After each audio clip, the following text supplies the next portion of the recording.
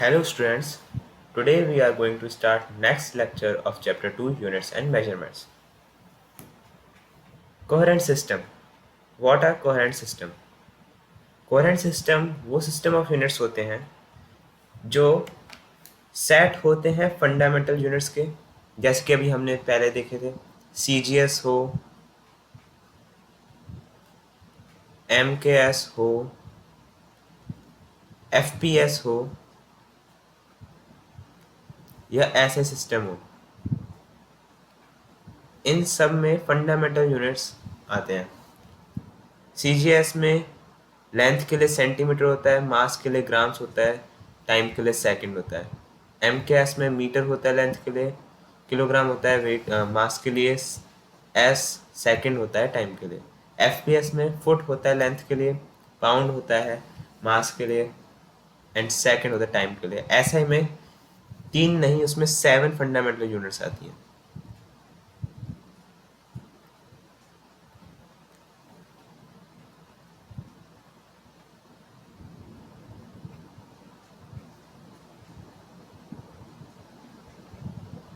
बाकी CGS, MKS and FPS में 3 fundamental unit आती हैं।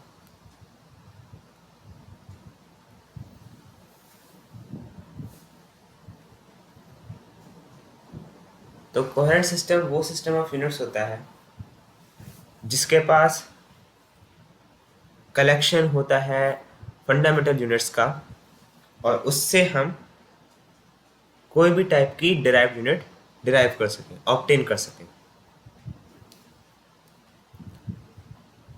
तो अगर मैं बोलूं कि मैकेनिक्स के लिए इन चारों में से कौन सी system of units coherent system of units हो सकता है। मैकेनिक्स यानी कि बस हम जो न्यूटन्स के लॉ जिस पे अप्लाई करते हैं, और जो स्टार्टिंग के कुछ जो चैप्टर्स हैं वो सारे मैकेनिक्स हैं।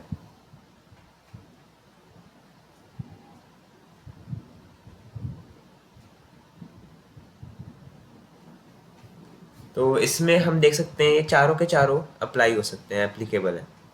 क्यों? क्योंकि मैकेनिक्स में नॉर्मली हम स्पीड, फोर्स, एक्सेलरेशन ऐसे सब चीज़ों के बारे में बात करते हैं, और वो इन 3 यूनिट से ही, इन 3 फंडामेंटल यूनिट से ही डिराइव हो जाएंगे।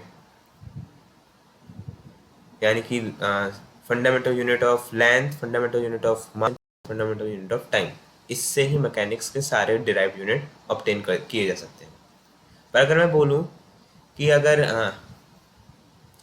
हम ट्वेल्थ के फर्स्ट चैप्टर पे चलते हैं, जैसे कि इलेक्ट्रोस्टैटिक्स, अगर उसकी कोई यूनिट में डिराइव करनी है, ऑब्टेन करनी है, उस चैप्टर की कोई डिराइव यूनिट में ऑब्टेन करनी है, तो मैं CGS, MKS और FPS नहीं यूज़ कर सकता। क्यों? क्योंकि उसमें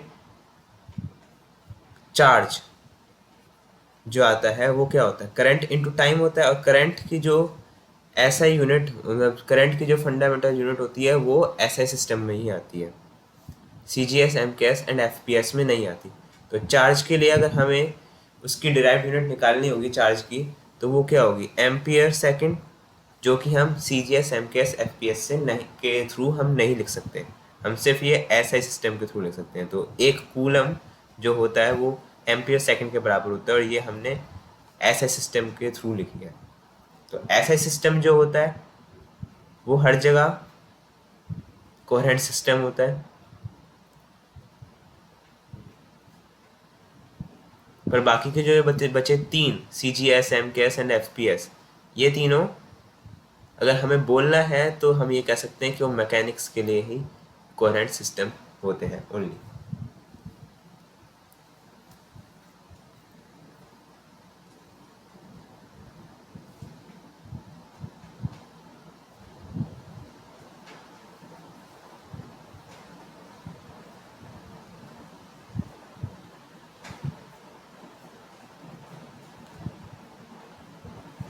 अब हम आगे बढ़ते हैं। अच्छा, छोटी क्लासेस में अगर मैं राउंडिंग ऑफ के बारे में पूछता हूँ, मतलब छोटी क्लास के हिसाब से, तो अगर मैं एक नंबर देता हूँ 1 2 5 3 6, इसको राउंड ऑफ करना है फर्स्ट डिजिट तक, मतलब यहाँ तक, इस तक हमें राउंड ऑफ करके लेके आना है।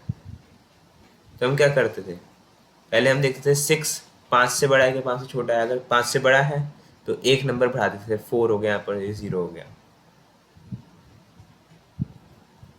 नेक्स्ट स्टेप में हम क्या करते थे, अब आगे हम देखते थे कि जो 4 है वो 5 से बड़ा है कि छोटा है। अगर ये छोटा है तो इसे 0 कर देंगे और 5 को एज इट इज़ रहने देंगे। थर्ड स्टेप में हम क्या करते थे, 1 2, अब हम देख सकते हैं यहाँ पर एग्जैक्टली 5 है, तो हम क्या करते थे, हम यहाँ पर एक नंबर बढ़ा देते थे, 3 कर देते थे और यहाँ पर 0 कर देते थे। मतलब अगर 5 आता है तो हम उसको एक एक नंबर उसके बगल वाले का बढ़ा देते हैं। फोर्थ स्टेप में फिर से 3 5 से छोटा है तो यहाँ पर 1 0 0 0 0 रह जाएगा। तो इस वाले केस में देखो, अगर 5 होता है तो हम उसका नेक्स्ट वाले डिजिट को एक नंबर बढ़ा देते हैं। अब हम आगे चलते हैं, ऑर्डर ऑफ मैग्नीट्यूड।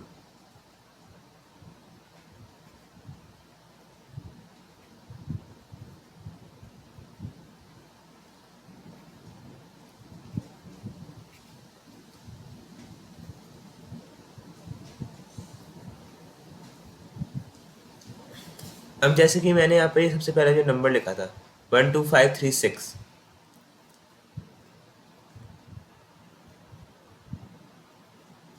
अगर मैं इसको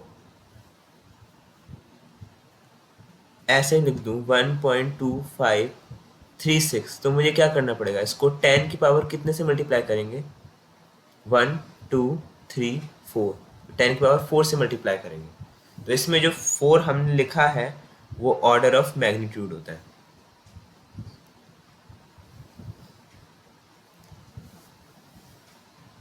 हम ये डेसिमल से पहले वाला जो नंबर होता है वो 0.5 से लेके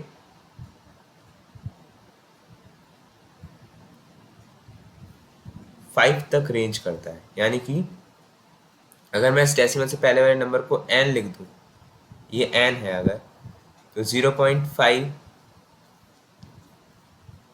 n 5 यहाँ पर इक्वल्स टू का सिंबल आएगा, यहाँ पर नहीं, मतलब यहाँ पर आएगा।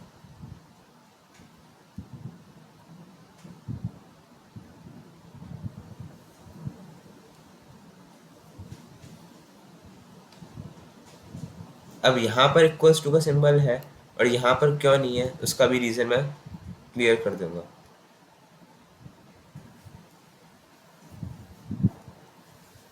अब देखो मैंने एक नंबर लिखा है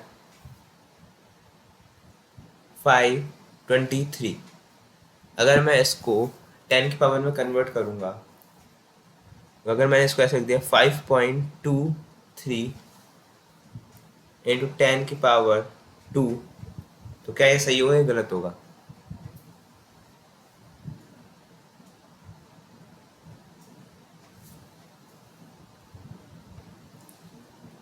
उससे पहले पहले तो खैर स्पेशल केस है, इसको मैं अभी बताता हूँ। उससे पहले अगर ये देखो 8 लिखा है तो क्या इसकी पावर होगी, हम लिखेंगे 0.8 इंटू 10 पावर 1। हमने ऐसा क्यों किया कि ये 8 5 से बड़ा है तो हम इसमें 8 नहीं इंक्लूड कर सकते, n की जगह पे हम 8 नहीं लिख सकते। n कहाँ से कहाँ तक जाता है, 0.5 से 5 तक जाता है। अगर 8 पहुँच गया तो हमें उसको यहाँ पर पॉइंट लगाना पड़ेगा और फिर 0 लिखना पड़ेगा उससे पहले, और 8 को उधर करना पड़ेगा, तो यहाँ पर ऑर्डर ऑफ मैग्नीट्यूड 1 आ जाएगा। और इस केस में ये जो मैंने लिखा था ऊपर ये गलत है। तो मेरे ख्याल से अब आपको समझ में आएगा क्यों गलत है, क्योंकि ये बन जाएगा, इसका करेक्ट फॉर्म होगी 0.523 इंटू 10 रेज टू पावर 2, क्योंकि देखो 5.23 5 से तो बड़ा ही है, तो इसलिए हम इसको इस तरीके से रिप्रेजेंट नहीं कर सकते। हम कैसे कर सकते हैं, 0.5 से बड़ा चाहिए तो इसलिए यहाँ पर 0.5 से बड़ा नंबर लिख सकते हैं, 0.523 इंटू 10 पावर 2 इंटू 10 पावर 2 नहीं आएगा, यहाँ पर 10 पावर 3 भी तो हो जाएगा, 10 पावर 3, तो यहाँ पर जो 3 है ये ऑर्डर ऑफ मैग्नीट्यूड है।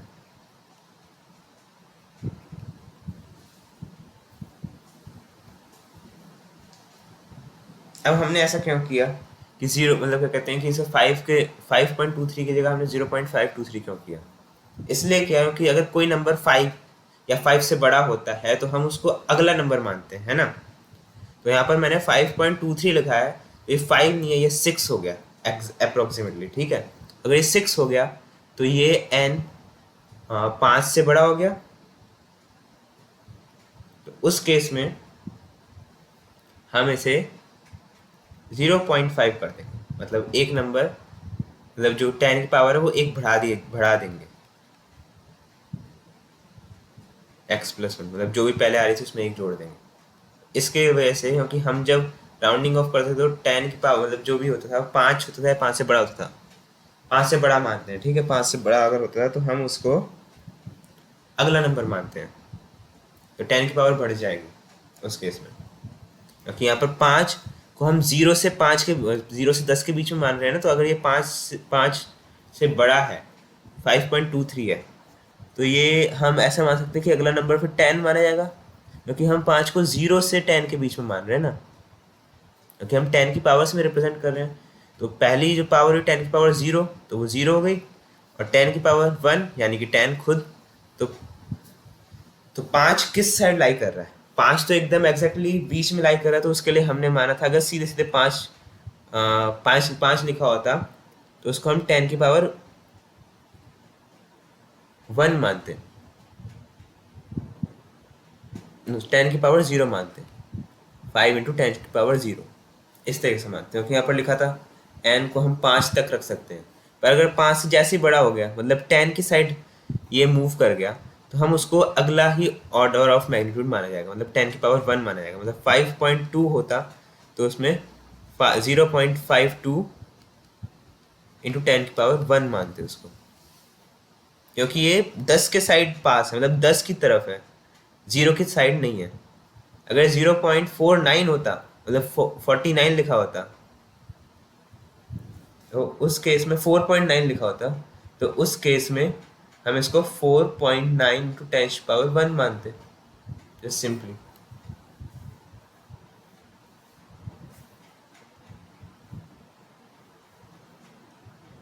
सॉरी, यहाँ पर 49 लिखा होता तो हम 4.9 × 10 की पावर 1 मानते।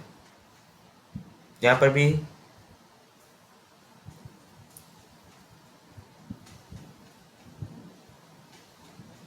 $52 लेंगे, तो यहाँ पर 10 की पावर 2 हो जाएगा।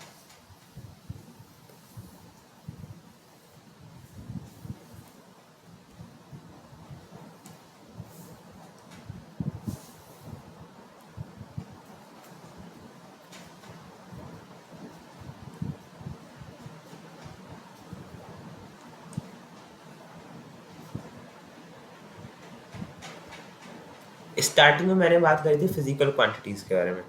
फिजिकल क्वांटिटीज़ वो होती हैं जिसे हम डायरेक्टली मेजर कर सकें या ना मेजर कर सकें, और जो लॉ ऑफ फिजिक्स को एक्सप्लेन कर सकें। तो जो मैंने बात करी डायरेक्टली मेजर कर सकें या ना कर सकें, तो मतलब इनडायरेक्ट में मेजर कर सकें या डायरेक्टली मेजर कर सकें। तो डायरेक्टली तो पता है कैसे करते हैं, स्केल लिया और सीधे नाप लिया, पर इनडायरेक्ट मेथड में कौन कौन से तरीके होते हैं वो हम आज जानेंगे।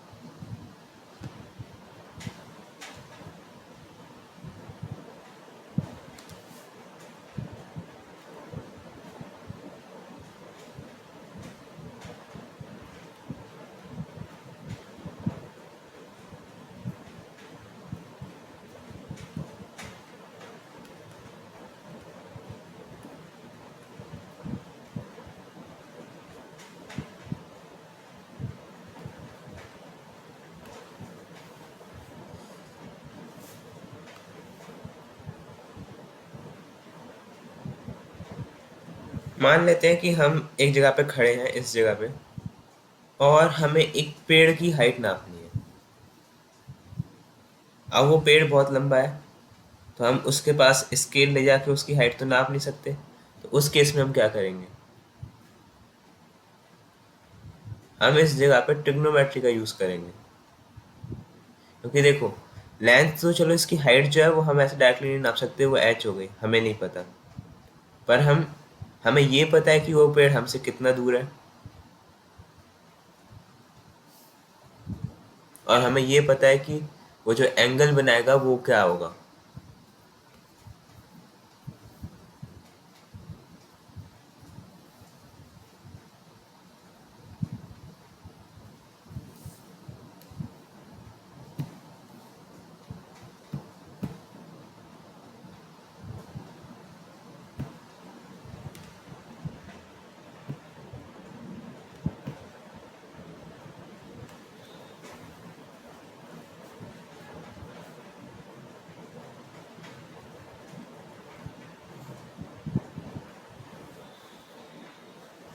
तो अब हम यहाँ पर टेन थीटा लगा सकते हैं। टेन थीटा क्या होता है? एच अपॉन एक्स, और हम इसको इन्वर्ट कर दें तो कॉट थीटा बन जाएगा एक्स अपॉन एच। टैन या कॉट में से कोई भी हम चूज कर सकते हैं। तो हमें निकालनी है एच की वैल्यू। तो ऊपर वाले केस के लिए, टैन थीटा के लिए, एच की जो वैल्यू निकलेगी वो होगी एक्स टैन थीटा। अगर नीचे के फॉर्म में लिखना है, मतलब कॉट थीटा के टर्म्स में लिखना है, तो एच की जो वैल्यू होगी वो होगी एक्स अपॉन कॉट थीटा। और ये तो तब था जब ये जो एक्स है वो हम नाप सकें, या हम ज़्यादा दूर ना हो पेड़ हमसे।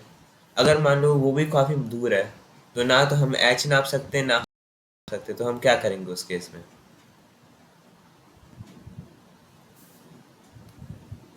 उस केस में हम बिल्कुल इसी तरीका कुछ करेंगे, बस एक हल्का सा छोटा सा डिफरेंस होगा, और वो ये होगा कि हमें 2 पॉइंट से उस पेड़ को देखना पड़ेगा। इस जगह पे तो जिधर हम खड़े थे बस हमने उधर से ही देखा था, पर जब मान लो x बहुत बड़ा है तो उस केस में हमें एक पॉइंट ये मान लेते हैं c है,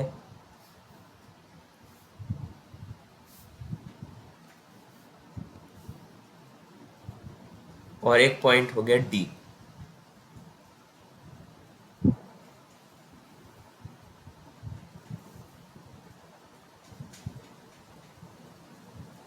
ये डी सी के बीच में डिस्टेंस उसको मैं d मान लेता हूँ, और ये हम मेजर कर सकते हैं। हम मतलब ये तो हमारी हमारी मर्जी ना, हम कितना दूर खड़ा होना है पहले वाले रेफरेंस पॉइंट से, कितना दूर हमें खड़ा होना है, ताकि हम दूसरे एंगल में दूसरा एंगल हम मेजर कर सकें थीटा टू। ये तो हमारी चॉइस है कि डी कितना लेना है, तो हम डी मेजर कर सकते हैं, थीटा टू मेजर कर सकते हैं, थीटा वन मेजर कर सकते हैं। तो हम लिखते हैं cot theta one equals to क्या होगा, ये एच हो गया,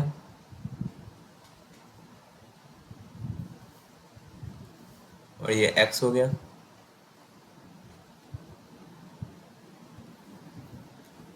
तो कॉट थीटा वन किसके बराबर हो गया? एच अपॉन एक्स, नहीं एक्स अपॉन एच, और कॉट थीटा टू किसके बराबर हो गया?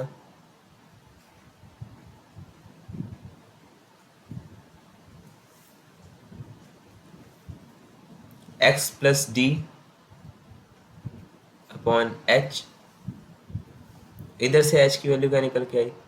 H equals to x upon cot theta one, और इधर से वैल्यू क्या निकल के आई? H equals to X plus D upon में कॉट थीटा टू।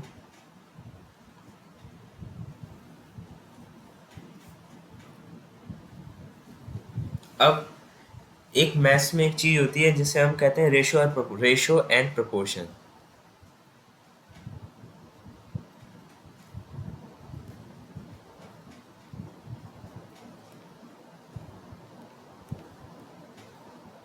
उसमें एक आइडेंटिटी होती है, थ्योरम, कुछ भी कहना चाहो कह लो, कि अगर मान लो a/b इक्वल्स टू 1/2 है और a/b इक्वल्स टू 3/6 है, तो हम ये लिख सकते हैं a/b की जगह हम ले लेते हैं 4/8। यहाँ पर भी 4/8 है, तो हम इसको ऐसे लिख सकते हैं 4/8 इक्वल्स टू 1 + 3 अपॉन में 2 + 6, और ये भी लिख सकते हैं 4/8 इक्वल्स टू 1 - 3 अपॉन में 2 - 6। ये मॉड मैंने इसलिए लगाया कि ऊपर अगर हम 1 में से 3 को माइनस करेंगे तो नेगेटिव नंबर आ जाएगा, पर नेगेटिव नहीं, वो हम पॉजिटिव ही लेंगे। अगर नेगेटिव लेंगे तो फिर नीचे और ऊपर के दोनों नेगेटिव सिंबल कट जाएंगे। तो 1/, तो यहाँ पर हम ये आइडेंटिटी यूज़ करेंगे, मतलब हमने या तो डिनोमिनेटर दोनों के ऊपर के या तो जोड़ दो या सब्ट्रैक्ट कर दो, ऐसे न्यूमरेटर दोनों के जोड़ दो या सब्ट्रैक्ट कर दो। इसी तरीके से हम यहाँ पर देख सकते हैं h/1 कह सकते हैं, इसे भी h/1 कह सकते हैं। तो h/1 इक्वल्स टू क्या हुआ, x + d में से मैं x घटा दूँ अपॉन में cot θ2 में से cot θ1 माइनस कर दूँ। अब ये बहुत ज़रूरी है कि जिसमें से मतलब जिसका न्यूमरेटर जिसके दूसरे के न्यूमरेटर से सब्ट्रैक्ट कर रहे हैं, उसी तरीके से हमें उसी डिनोमिनेटर को दूसरे वाले के डिनोमिनेटर से माइनस करना पड़ेगा। मतलब x + d के लिए cot θ2 था, तो x + d में से x को माइनस करेंगे और cot θ2 में से cot θ1 को माइनस करेंगे। तो h + 1 किसके बराबर हो गया, या फिर h इक्वल्स टू क्या हुआ, x से x कट गया तो d अपॉन में cot θ2 माइनस cot θ1, तो h की ये वैल्यू निकल गई।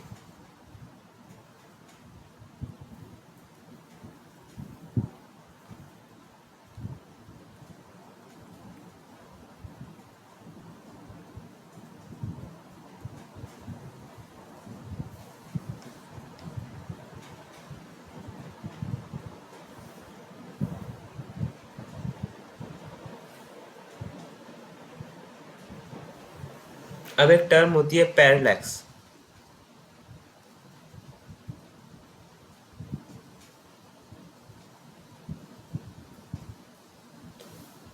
अब इस चीज से सभी जानते हैं कि अगर मान लो अपने आप के सामने एक उंगली रखी और हम अपने आप को मतलब मूव कर रहे हैं, मतलब अपने सर को लेफ्ट या राइट को हिला रहे हैं, तो हमें ऐसा लगेगा कि या तो पीछे का जो मतलब जो हमारी उंगली है, अगर हम अपने सर को लेफ्ट साइड में घुमा मतलब लेके जा रहे हैं तो हमें ऐसा लगेगा कि उंगली जो है वो राइट साइड में जाएगी, और हाँ, अगर हम राइट साइड में अपने हेड को लेके जाएंगे तो ऐसा लगेगा कि उंगली लेफ्ट को जा रही है। तो इसी चीज़ को पैरेलैक्स कहते हैं, मतलब उसकी जो पोजीशन है वो बार बार दोनों तरफ मतलब डिफर लगे।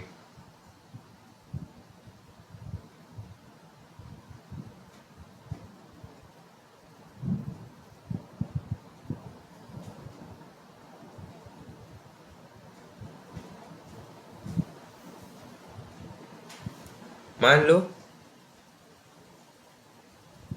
एक ऑब्जेक्ट है O,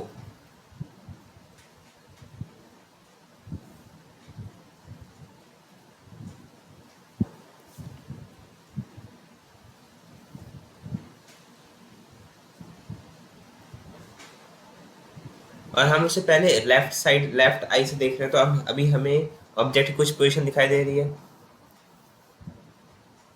फिर हम अपनी लेफ्ट आई को क्लोज करके राइट आई से देखते हैं तो उसकी पोजीशन डिफर हो जाएगी। तो यहाँ पर भी पैरेलैक्स हो रहे हैं, क्योंकि यहाँ पर फिर से अगर हम एक आंख को बंद, या तो अगर देखो अगर हम लेफ्ट आई को ही हिला के दूसरी डायरेक्शन में रख लें तो भी वही बात है, या फिर लेफ्ट आई को बंद करके राइट आई को ओपन कर लें तो हमें दिख तो एक ही आंख से रहना है एक बारी में। तो हम ऐसा मान सकते हैं कि हमने लेफ्ट आई की जगह मतलब लेफ्ट आई को शिफ्ट करने के हम ऐसा कर सकते हैं कि लेफ्ट आई से जो दिख रहा है ऑब्जेक्ट हो, और उसके बाद जो राइट आई से दिख रहा है ऑब्जेक्ट हो, इसमें पैरेलैक्स आया है, हम ये कह सकते हैं।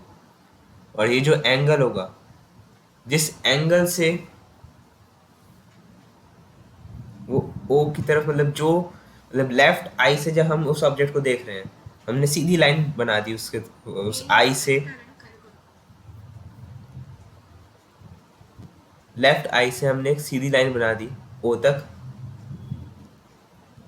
और राइट आई से सीधी लाइन बना दी ओ तक, और जो उन दोनों के बीच में, जो लाइंस के बीच में जो एंगल है उसको हम पैरेलैक्टिक एंगल कहते हैं।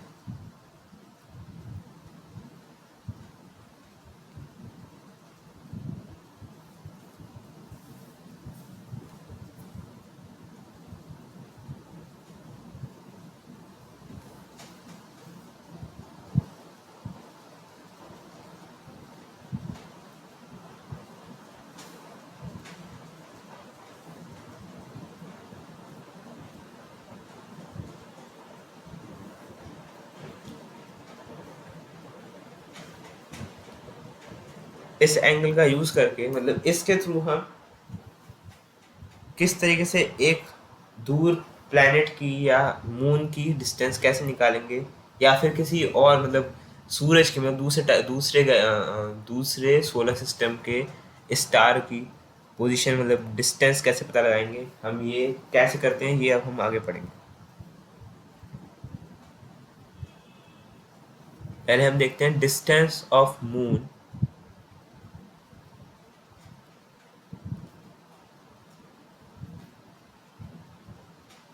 मून हो या कोई भी अदर प्लैनेट हो,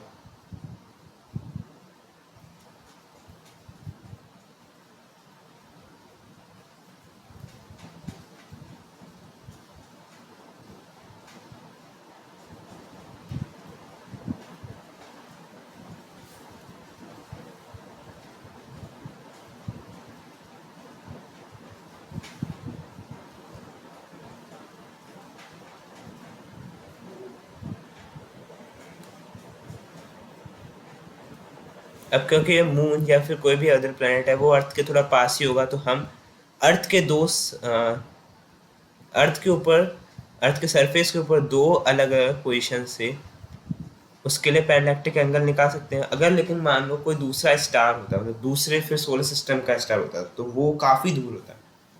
उस केस में अगर मैं अर्थ के इस पॉइंट से निकालता और इस पॉइंट से निकालता, जो पैरेलैक्टिक एंगल होता है वो बहुत, मतलब बहुत क्या, जीरो के करीब ही आता।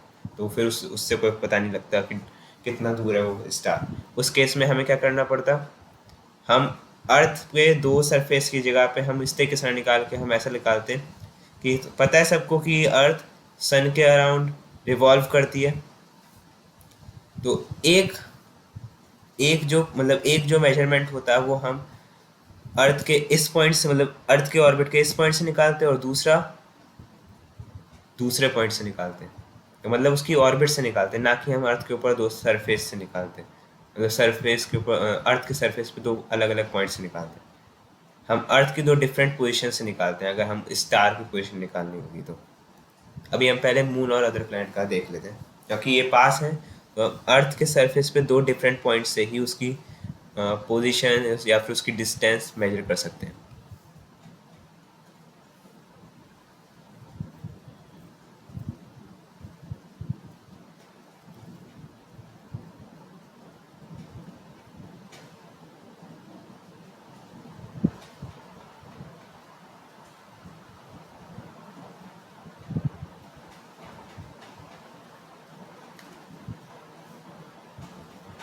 अब इसका जो पैरेलैक्टिक एंगल होगा थीटा, हम कैसे कैसे मेजर कर सकते हैं। मान लो एक कोई बहुत दूर स्टार है, अभी मैंने बताया कि स्टार के लिए,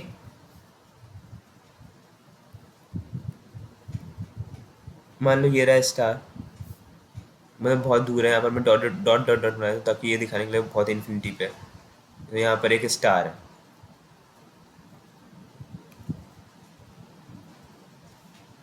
और सेम इस पॉइंट के लिए भी स्टार जो है वो सेम एंगल पे दिखाई देगा हमें, मतलब दोनों पॉइंट के लिए जो भी एंगल होगा उस स्टार का वो सेम रहेगा। इसलिए मैं कह रहा था कि हम किसी फार स्टार के लिए, दूर स्टार के लिए, हम अर्थ के सरफेस पे दो डिफरेंट पोजीशन से उसके लिए पैरेलैक्टिक एंगल नहीं निकाल सकते। क्यों नहीं निकाल सकते? क्योंकि अभी यहाँ पर मैंने बता दिया कि दोनों पोजीशन से, दोनों डिफरेंट पोजीशन से उसके लिए जो एंगल है, मान लो ये सरफेस है, इसको थोड़ा जूम करके दिखा रहा हूँ।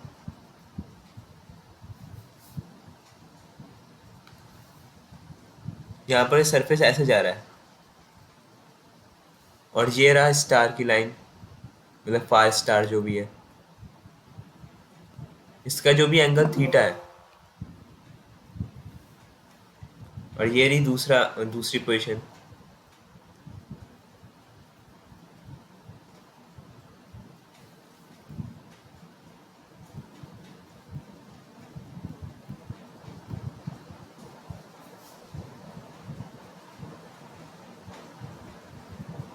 इसके लिए जो एंगल है वो भी थीटा 1 होगा। अभी यहाँ पर मैंने सरफेस कर्व दिखा दिया था, पर ये कर्व सरफेस कर्व होने की वजह ये ऐसे हो सकता है फ्लैट, क्योंकि हम अर्थ के दो सरफेस पे, मतलब अगर हम पास पास होंगे, मतलब वो जो पॉइंट्स हैं, तो उस पर कर्वेचर का कोई फर्क नहीं पड़ेगा। और ये मैंने जो परपेंडिकुलर लाइन्स जो बनाई है, ज़रूरी नहीं है परपेंडिकुलर हो। मान लो ये रहा स्टार, तो इससे ऐसे जाएगी लाइन। सिमिलरली यहाँ पर स्टार ये रहा, तो इससे ऐसे जाएगी ये लाइन।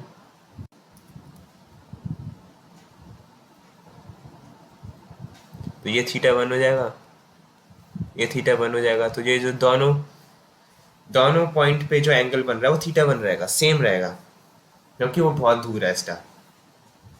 तो हम अगर इस पॉइंट से इस स्टार की जो एंगल नापेंगे वो थीटा 1 है, इस पॉइंट से जो निकाल रहे हैं वो भी थीटा 1 है। तो पैरेलैक्टिक एंगल हो ही नहीं पाएगा, क्योंकि एंगल तो चेंज हुआ ही नहीं।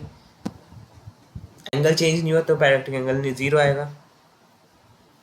देखो अभी यहाँ पर मैंने ऊपर जो लिखवाया था, इस केस में क्या हुआ था, जब हमने लेफ्ट से देख रहे थे तो कुछ एंगल ऐसे बन रहा था थीटा 1, और जब हमने राइट से देखा तो एंगल शिफ्ट चेंज हो गया, ये थीटा 2 बन गया।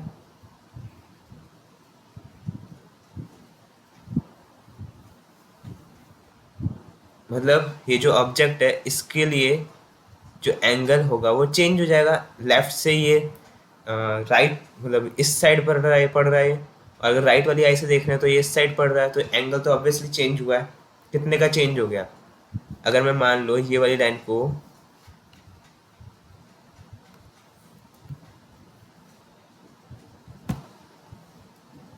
कॉपी करके यहाँ पे पेस्ट कर देता हूँ, ऐसे पेस्ट कर दिया, तो एंगल का जो चेंज हुआ वो कितने का हुआ? यहाँ से लेके पूरा यहाँ तक हुआ। तो ये क्या था, थीटा 1 प्लस थीटा 2। तो पैरेलैक्टिक एंगल यहाँ पर थीटा 1 प्लस थीटा 2 हुआ, मतलब चेंज इन एंगल। सीधे हम ये कह सकते हैं।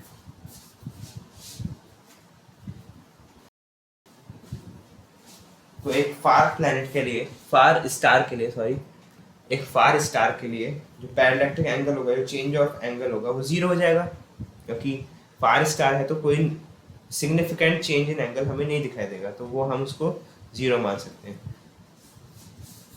तो इसलिए अर्थ पे दो सरफेस से फार स्टार के लिए हम पैरेलैक्टिक एंगल नहीं निकाल सकते हैं।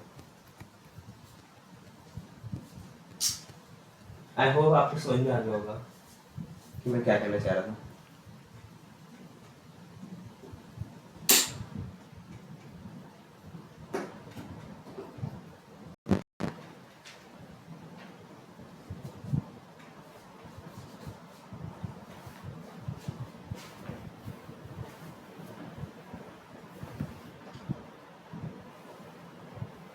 तो हम अब आगे बढ़ते हैं।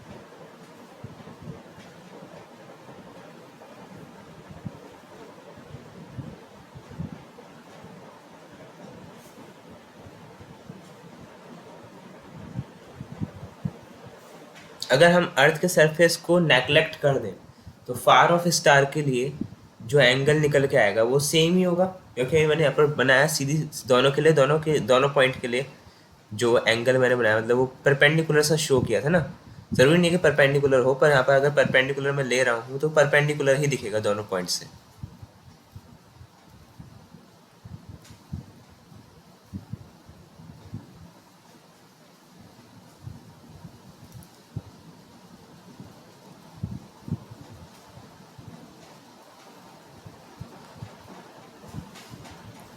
तो ये जो थीटा जो पैरेलैक्टिक एंगल है, अगर मान लो ये थीटा 1 हुआ या फिर ये फाई 1 हुआ और ये फाई 2 हुआ, तो ये थीटा है वो फाई 1 प्लस फाई 2 कह सकते हैं हम। तो पैरेलैक्टिक एंगल जो मिला हमारा हमें वो फाई 1 प्लस फाई 2 हो गया।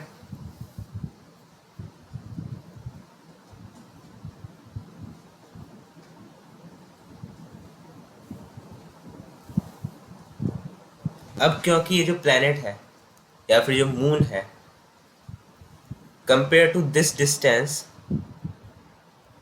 काफ़ी दूरी पे होगा, मतलब ये वाला जो डिस्टेंस है y और ये वाला जो डिस्टेंस है x काफ़ी छोटा होगा y से, तो हम ये मान सकते हैं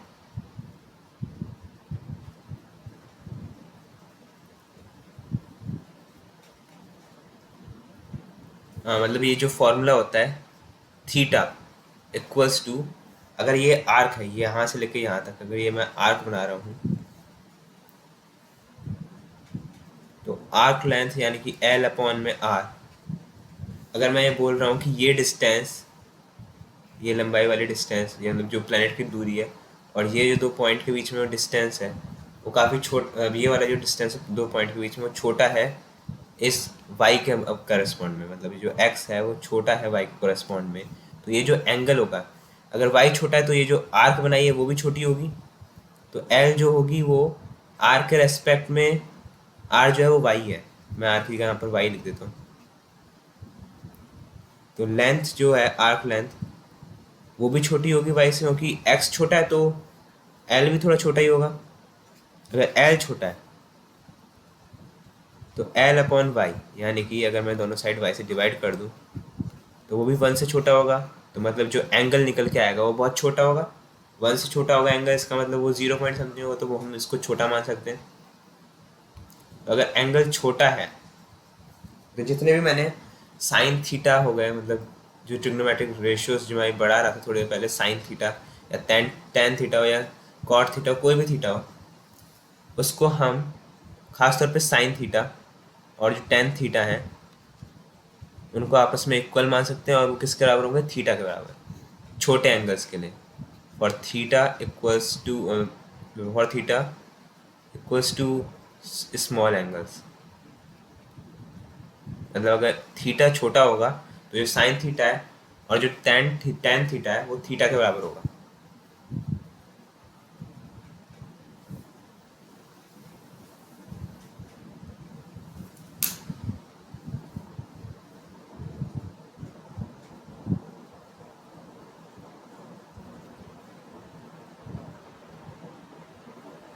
तो इस केस में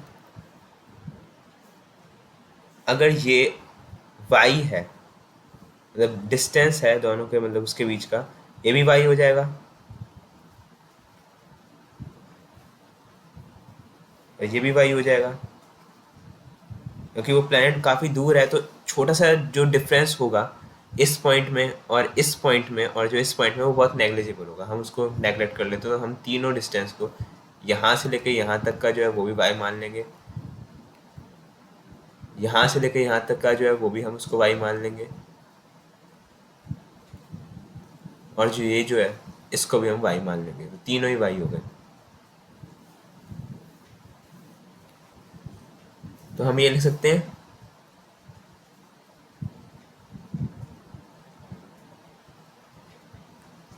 मान लो अगर ये ट्रायंगल है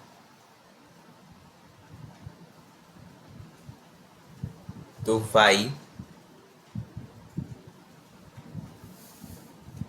और ये वाला एंगल फाई 1 होगा, ये वाला एंगल फाई 2 होगा, तो अगर ये वाला ट्रायंगल ले रहा हूँ मैं, तो इस केस में y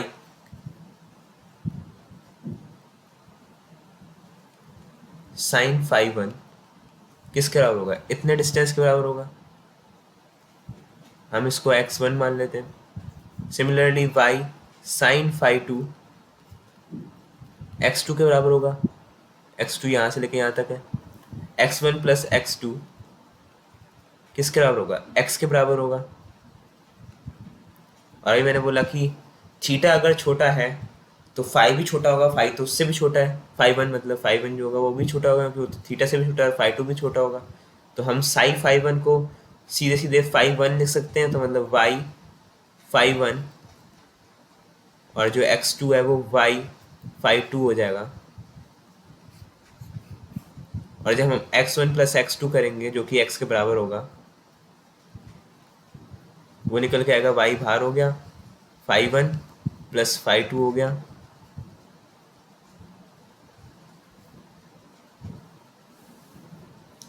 तो y की जो वैल्यू निकल के आएगी वो होगी x अपॉन में phi one plus phi two जो कि किसके बराबर होगा? x अपॉन में थीटा।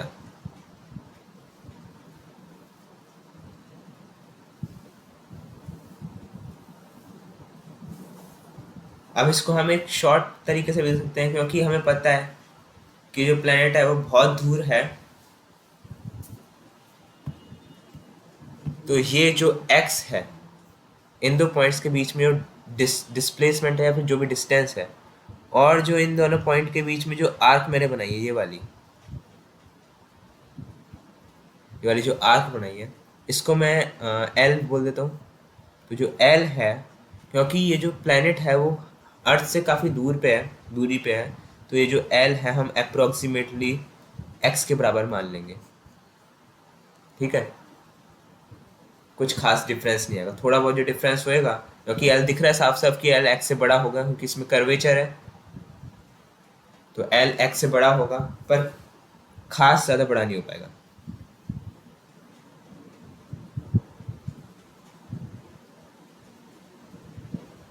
मतलब जो एल एक्स से जो बड़ा होगा वो उसमें जो डिफरेंस होगा वो काफ़ी नेग्लिजिबल होगा, तो हम एल को एक्स के अप्रोक्सीमेटली बराबर मान लेंगे। तो जो एंगल, आर्क लेंथ और जो रेडियस के बीच में जो डिफरेंस रिलेशन होता था वो क्या होता था? Theta equals to arc length जो कि एल हो गई अपॉन में रेडियस यानी कि वाई हो गया। अब क्योंकि मैंने बोला एल एक्स के बराबर है तो एक्स अपॉन वाई, तो डायरेक्ट आ गया theta equals to x upon y. तो इससे जो वाई की वैल्यू निकल के आएगी वो होगी एक्स अपॉन थीटा। सेम वही रिलेशन जो अभी निकाला मैंने ड्राइव करके। अब अगर हम किसी दूर स्टार की, डिस्टेंट स्टार की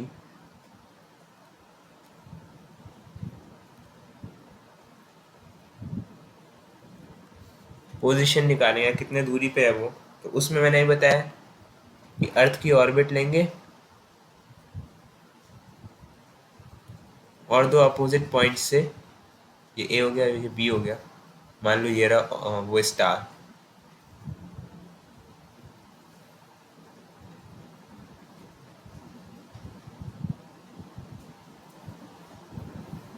अब ये जो स्टार है और ये जो जिस स्टार के हम जो निकाल रहे हैं इससे भी कोई एक दूर स्टार हम लेंगे जिससे हम पैरेलैक्टिक एंगल मेजर करेंगे, क्योंकि वो और भी दूर होगा, काफ़ी दूर होगा, इतना दूर होगा कि मतलब उसके थ्रू हम इस स्टार के पैरेलैक्टिक एंगल बड़े आराम से मेजर कर सकेंगे। उसके लिए जो मतलब ऐसा नहीं होगा कि अगर अर्थ अर्थ से उस स्टार का जो एंगल बन रहा है वो बराबर रहे दोनों पोजीशन से, चेंज नहीं होना चाहिए, इतना दूरी पे होना चाहिए कि वो जो जो भी एंगल का जो चेंज आएगा उस स्टार के लिए भी वो बहुत नेग्लिजिबल होगा। मतलब जो चीज़ जितनी ज़्यादा दूर होगी उसका पैरेलैक्टिक एंगल और कम होता जाता है।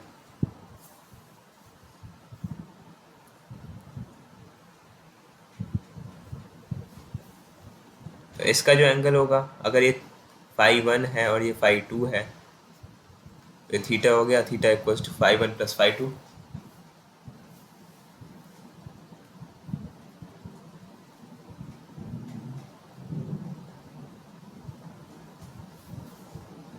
और यहाँ से लेके यहाँ तक का जो डिस्टेंस है वो डी हो गया।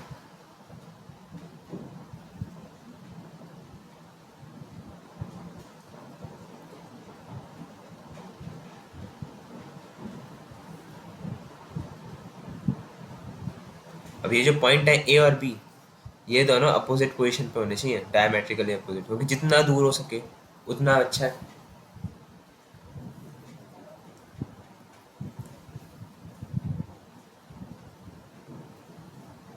तो फिर से वही फॉर्मूला बनेगा, जो डी है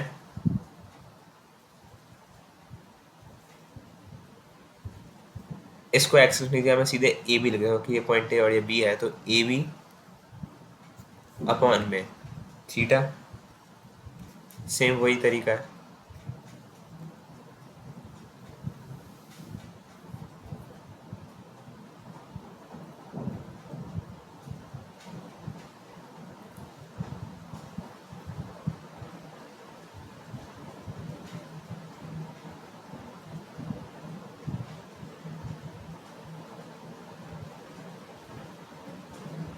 अब हम अगले नेक्स्ट क्लास में देखेंगे कि अगर हमें उस फार स्टार का जो इस स्टार से भी ज़्यादा दूर है, जो यहाँ पर था, उसके डिस्टेंस कैसे पता लगाएंगे। तो हम वो नेक्स्ट क्लास में, नेक्स्ट लेक्चर में देखेंगे कि कैसे पता लगाया सकता है फार स्टार का डिस्टेंस या पोजीशन। अगर आपको मेरा वीडियो अच्छा लगा हो तो उसको लाइक, शेयर और सब्सक्राइब ज़रूर करिए, और अगर कुछ डाउट हो तो कमेंट सेक्शन में लिख दीजिएगा, मैं उसको देख लूँगा। Thank you, have a nice day.